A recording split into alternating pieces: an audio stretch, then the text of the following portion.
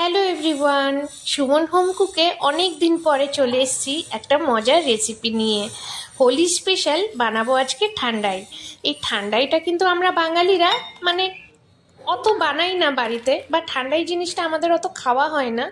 তবে এবার ভাবলাম হোলিতে সবার জন্য ঠান্ডাই বানাই। এই ঠান্ডাই রেসিপিটা অস্বীকার করব না, সোশ্যাল মিডিয়া থেকেই শেখা। এত দেখেছি হোলির আগে আগে এই ভিডিওগুলো, মানে সবাই ঠান্ডাই বানাচ্ছে, তাহলে এবার আমিও ট্রাই করব। আর সত্যি বলতে মানে ভেবে রেখেছিলাম যে সবাইকে খাওয়াবো। এই ঠান্ডাইটা প্রথমবার বানাচ্ছি, এক্সপিরিয়েন্সটা কি চলো তোমাদের সাথেও শেয়ার করি। তার আগে বলি সবাইকে অনেক অনেক হোলির শুভেচ্ছা। Happy Holi to all of you. যারা যারা আমার ভিডিও দেখছো, আশা করি সবার আজকে রেসিপিটা খুব ভালো লাগবে। আগের দিন রাতে আমি ভিজিয়ে রেখেছিলাম কিছু ড্রাই ফ্রুটস। তার মধ্যে ছিল চারু মগজ, আর ছিল পোস্তর দানা, মাখানা, অ্যালমন্ডস, আর কিছু কাজু। আর তার সাথে 1 চামচ আমি নিয়েছিলাম মৌরি, আর তার সাথে অল্প 4-5টার মতন গোটা এলাচ, ওই যে ছোটো এলাচগুলো, সব ভিজিয়ে রেখে দিয়েছিলাম। সকালে উঠে প্রথমেই সব কিছু একসাথে গ্রাইন্ডিং করে নিই, ভালো একটা স্মুথ পেস্ট বানিয়ে নিই। ওর মধ্যে কিছু আবার পেস্তা বাদাম আমি অ্যাড করি। তারপরে ওই পেস্টটা সাইডে রেখে চলে এসেছি এখন দুধটাকে ভালো করে জাল দিয়ে ওর মধ্যে দিয়ে দেব ওই 3-4 চামচ ওই যে স্মুথ পেস্টটা বানিয়ে রেখেছিলাম, ওই পেস্টটা। প্রথমবার বানাচ্ছি, ওর জন্য একটু অল্প দুধেই বানাচ্ছি। আমি এখানে 1.5 লিটারেরও একটু বেশি দুধ নিয়েছি, তার সাথে আমি 2 গ্লাস মতন জল অ্যাড করেছি।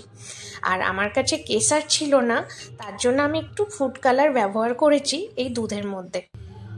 এতে কালারটা বেশ সুন্দর, ওই কেসারিয়া কালারটা হয়, দেখতে কিন্তু সুন্দরই লাগে। ঠান্ডাই মানেই হচ্ছে কালারটা পুরো কেসার, মানে কেসারিয়া কালার হবে। আমার কাছে যেহেতু কেসার নেই, ওর জন্য আমি ব্যবহার করেছি ফুড কালারটা। তারপরে পরিমাণ মতন এখানে আমি চিনি দিয়ে দিয়েছি, দিয়ে যেরকম মিষ্টি খাবে সেভাবেই চিনিটা অ্যাড করবে। দুধটা সুন্দর করে জাল দেব, জাল দিতে দিতে আবার কটা গোলাপের পাখড়াও দিয়ে দিয়েছি, দিয়ে ভালো করে জাল দিয়ে দুধটা পুরো ঠান্ডা করতে দেব। এরকম একটা মাটির পাত্র নিয়ে নিয়েছি, যেহেতু আমি সোশ্যাল মিডিয়ায় দেখেছি এগুলো প্রায় মাটির পাত্রতেই সার্ভ করে, মাটির গ্লাসে।